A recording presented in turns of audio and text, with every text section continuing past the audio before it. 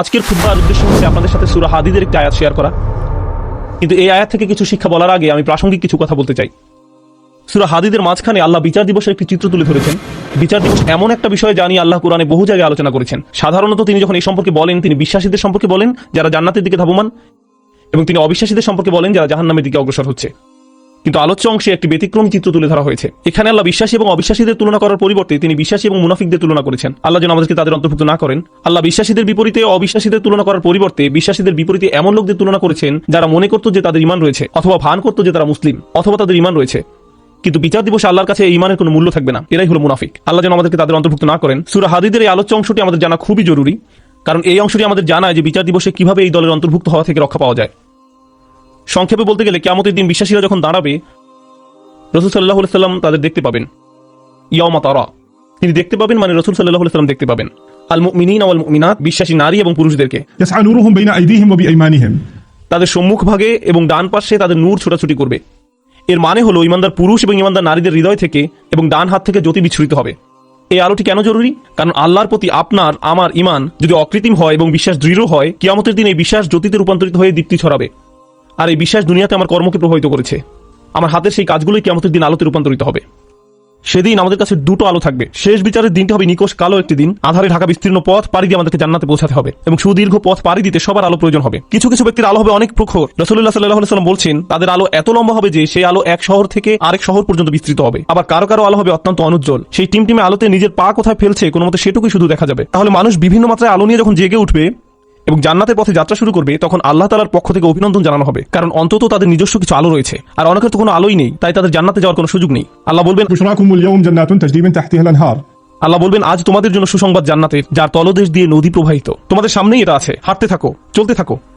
পরবর্তী আয়াতে আল্লাহ অন্য একদল লোকের কথা বলেন যারা জেগে ওঠার পর গভীর বিষয় আবিষ্কার করবে পথ চলার জন্য তাদের নিজস্ব কোনো আলো নেই। চারপাশ গভীর অন্ধকার, বহু দূরে তারা দেখবে কিছু আলো। আপনারা দৃশ্যটা কল্পনা করতে পারেন, চারপাশ গভীর অন্ধকারাচ্ছন্ন আর বহু দূর থেকে তারা দেখবে কিছু মানুষ আলো নিয়ে এগিয়ে যাচ্ছে। তারা হয়তো মানুষ দেখতে পাবে না, শুধু আলোর বিচ্ছুরণ দেখা যায়। তখন তারা ভাববে আমাদেরকে দ্রুত তাদের কাছে পৌঁছতে হবে, কারণ আলোটা ধীরে ধীরে হারিয়ে যাচ্ছে। তো সেই মুনাফিকরা কিয়ামতের দিন এইরকম একটি তমসাচ্ছন্ন পরিস্থিতিতে জেগে উঠবে, আর তারা বিশ্বাসীদের আলো দেখে তাদের ধরার চেষ্টা করবে, কারণ তাদের নিজস্ব কোনো আলো থাকবে না। তারা জেগে উঠে গভীর বিষয় আবিষ্কার করবে, তাদের সাহায্য করার মতো কিছুই নেই। ইয়াকুলুল মুনাফিকুনা ওয়াল মুনাফিকাত লিল্লাযিনা আমানু উনজুরুনা নাকতাবিস মিন নূরিকুম, যেদিন মুনাফিক পুরুষ এবং মুনাফিক নারীরা মুমিনদেরকে বলবে তোমরা আমাদের জন্য অপেক্ষা করো, আমরাও কিছু আলো নিব তোমাদের জ্যোতি থেকে, আমরাও কিছু আলো নিব তোমাদের জ্যোতি থেকে। ইকতিবাস শব্দ দ্বারা বোঝায় যেমন আগের দিন আপনার হাতে মশাল থাকতো আর অন্যজনের আগুন থেকে নিজের মশাল জ্বালিয়ে নিতেন, সেরকম। তাই তারা ভাবলো আমরা তোমাদের থেকে কিছুটা আলো ধার নিব, তোমাদেরটা নিয়ে যাব না, একটু থামো, আমাদেরকে সাহায্য করো। তখন মুনাফিকদেরকে বলা হবে ইরজিউ ওয়ারাআকুম, তোমরা পিছনে ফিরে যাও, পিছনে ফিরে যাও ফালতামিসু নূরা, এবং আলোর খোঁজ করো, আমরা তোমাদের সাহায্য করব না। হাসরের ময়দান হচ্ছে এমন ভয়াবহ একটি জায়গা যেখানে জন্মদাত্রী মা নিজ সন্তানকে পর্যন্ত অগ্রাহ্য করবে।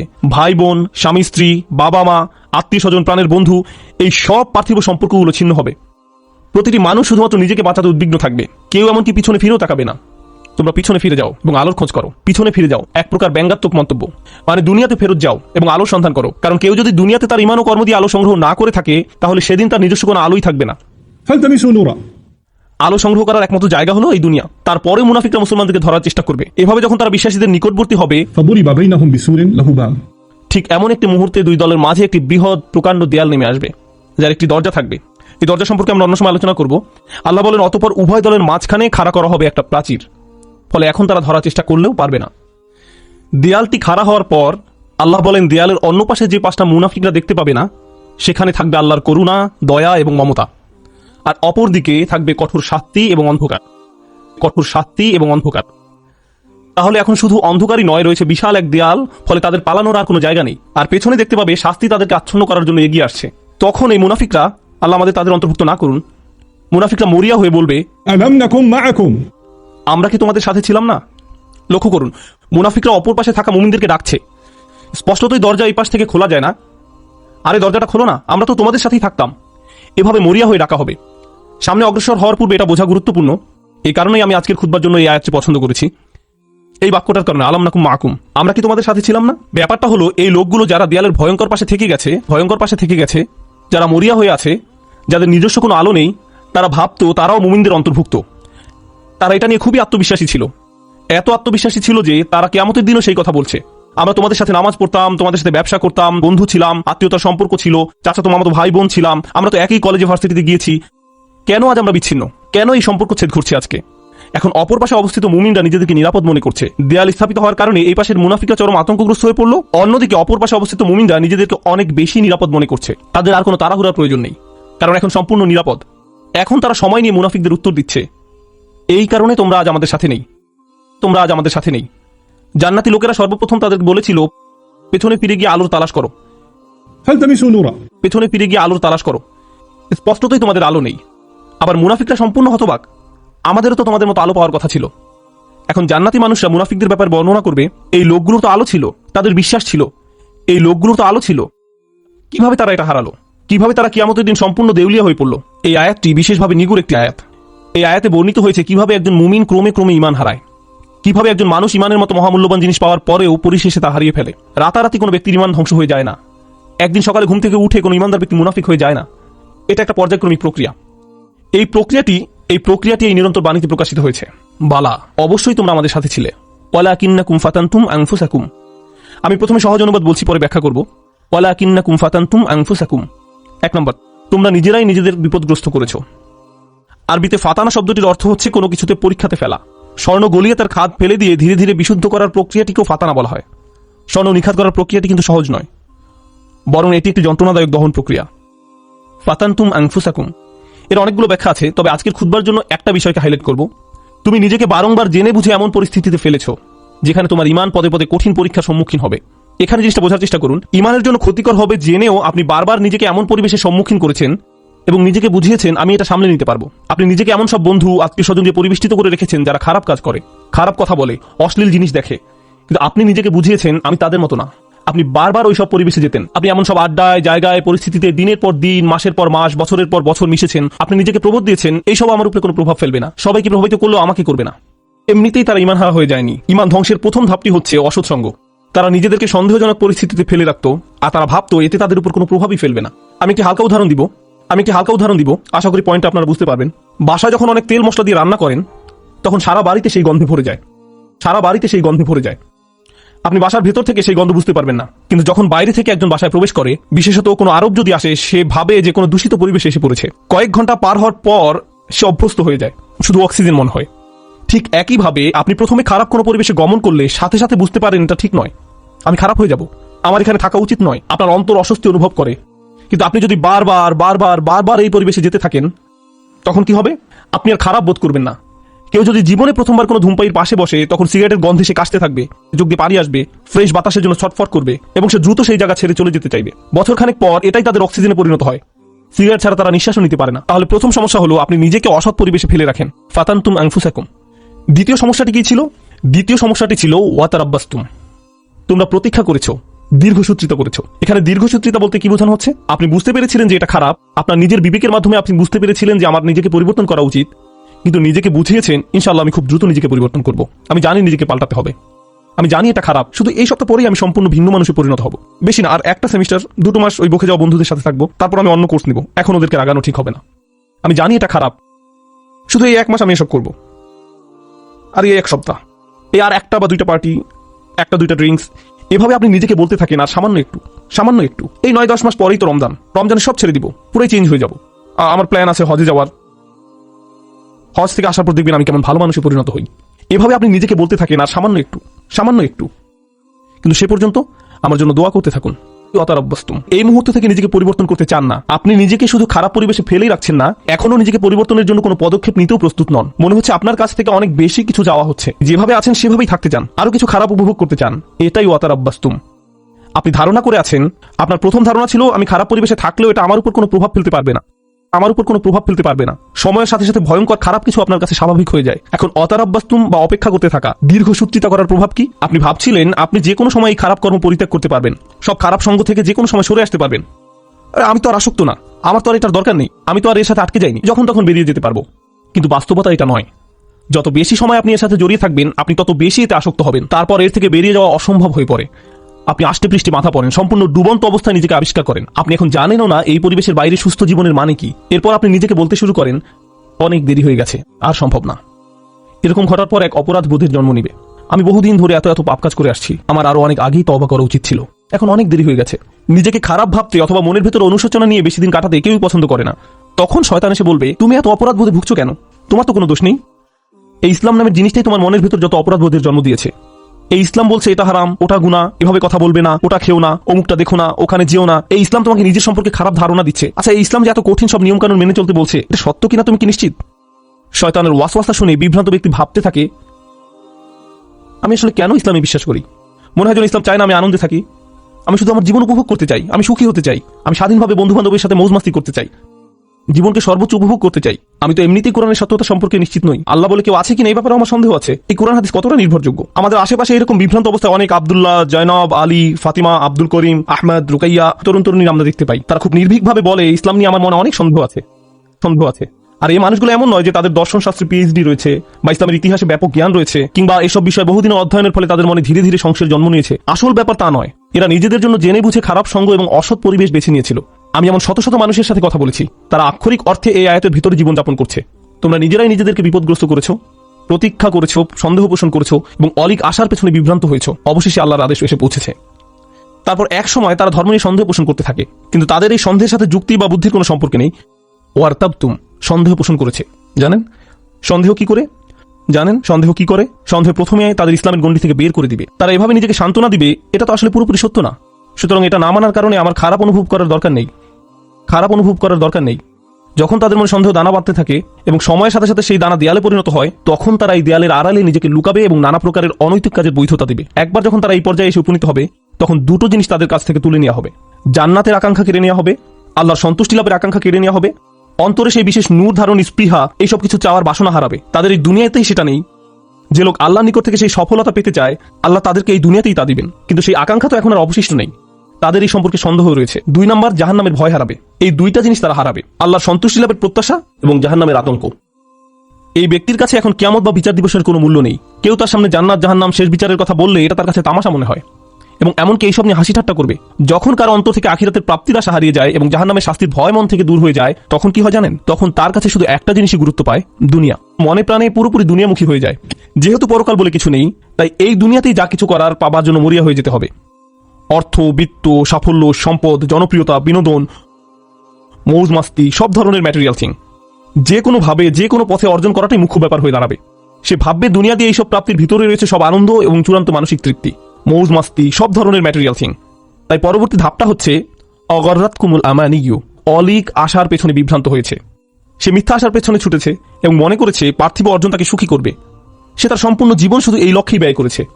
সে মনে করেছিল এই সবকিছু তাকে তার লক্ষ্যে পৌঁছে দিবে। কারোর জন্য সেটা হয় পরবর্তী কোনো মুভি, কারোর জন্য কোনো খেলনা, কারোর জন্য নেক্সট স্মার্টফোন। যেমন কোনো স্টার ওয়ার মুভি বের হলে টিকিটের লাইনে হজের ভিসার লাইনের চেয়ে লম্বা লাইন হয়, কারণ তাকে এখনই এটা দেখতে হবে। যদি এখন না দেখা হয়, জীবন তো তাহলে পুরাই ব্যর্থ। এখনই এটা দেখতে হবে। যদি মুক্তি পাওয়ার রাতে না দেখা হয়, জীবনে তো তাহলে কোনো মূল্যই থাকে না। তাই এখনই দেখতে হবে। এরপর সে ভেবেছিল এই মুভি দেখলে তা হয়তো তাকে এক ধরনের মানসিক পরিপূর্ণতা দিবে, যা সে কোথাও পায়নি। হল থেকে বের হয়ে এসে চোখ বড় বড় করে বলে, এটা দারুণ ছিল। পরক্ষণে আবার বিষণ্ণ হয়ে যাবে। নিজেকে প্রশ্ন করবে, এখন কি করব? আবার দেখবো মুভিটা, এটা দারুণ ছিল। প্রথমবারের মতো অতটা ভালো না লাগলেও মোটামুটি ভালো লাগবে, কারণ যে জিনিসটা তাদের প্রকৃত শান্তি দেওয়ার কথা, আল্লাহর সন্তুষ্টির অন্বেষণ, সেটা তো আর জীবনের লক্ষ্য নয়। সেই ইচ্ছাটাও আর অবশিষ্ট নেই। অগররাতকুমুল আমানিয়ু হাত্তা জা আমরুল্লাহ, অবশেষে আল্লাহর আদেশ এসে পৌঁছেছে। বিশ্বাসীদের মতে এটাই ছিল তার জীবন। মুমিনরা বলবে এটাই তার জীবন, যারা তাদের ঈমান হারিয়ে ফেলেছিল। যেটা শুরু হয়েছিল আপাত দৃষ্টিতে একটা ছোট পদক্ষেপ থেকে, অসৎসঙ্গ, এবং সেখান থেকে এটা একটা অটোমেটিক ডাউনওয়ার্ড স্পাইরাল সিঁড়ি, শুধুই নিচের দিকে নেমে যাওয়া। তারপর তার মনে সন্দেহ দানা বাঁধতে শুরু করে। এরপর সে তার গোটা জীবন শুধু কামনা বাসনা চরিতার্থ করে এবং দুনিয়াবী অর্জনের পিছনে ব্যয় করে। অগররকুম বিল্লাহিল গরুর। তারপর আল্লাহ বলেন চূড়ান্ত প্রতারক। এখানে গরুর শব্দটি মুবালাগা। চূড়ান্ত প্রতারক যে সফলভাবে তোমাদের প্রতারিত করে, সেদিন ঈমানদাররা দেয়ালের অপর পাশের মুনাফিকদের এটাই বলবে।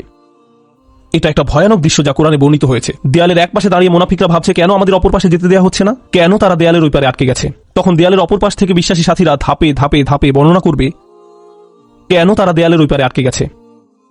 আর কোরআনের এই বর্ণনাটি আপনার আমার জন্য আল্লাহর পক্ষ থেকে একটা উপহার। এটা একটা উপহার যে কিয়ামতের দিবসে সেই ভয়াবহ চিত্রটি এখানে তুলে ধরা হয়েছে। আমার এখন জানাই উত্তম, কারণ সেদিন আমি এই পরিস্থিতিতে পড়তে চাই না।